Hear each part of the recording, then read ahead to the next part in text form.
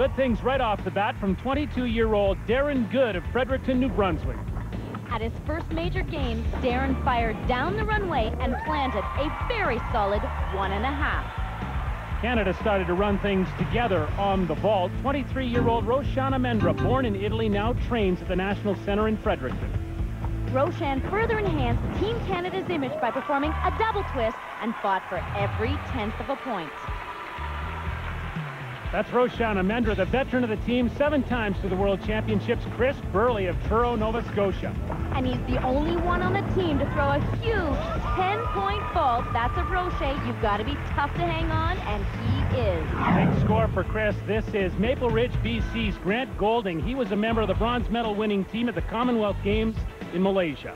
And Grant put that experience to good use here by swinging a fluid routine. Double back is just the beginning.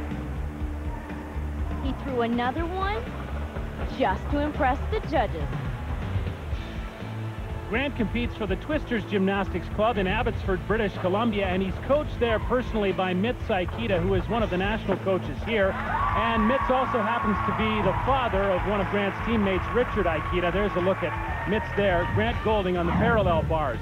Now to the high bar, and Alexander Jeltkov, who's competing free of injury finally. He won a gold medal on the high bar at the Commonwealth Games in Kuala Lumpur. And Sasha is known as Canada's high flyer. And on this spectacular event, he didn't disappoint us. Not just 1 Kovacs, but 2. Sasha has a clean, classic style all his own, and it is indeed good news that he is injury-free. Finished off the routine with a nice full twisting double layout. Sasha Jeltkov, quite clearly the future of this Canadian men's gymnastics team, but a highlight was the pommel horse routine of Richard Ikeda.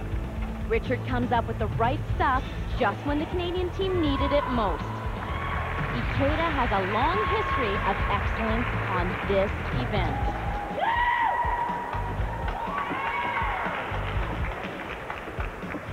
Staying up on the pommel horse for a long period of time, and that will get him more marks from the judges.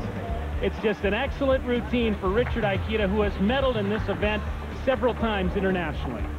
This is one score that Canada needs desperately. And they get it, the highest score of the competition for the Canadians. Richard Ikeda's 9.65. In the end, they repeat their 3rd place finish of 4 years ago, but veteran Kris Burley is encouraged with the result.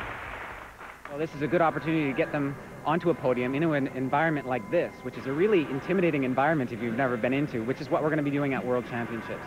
So this is a good test. It's our final preparation, our final team competition, and I think it's very positive. I think we've got a lot of positive experience out of it, and I think the young guys in particular now are going to be way better off going into the World Championships.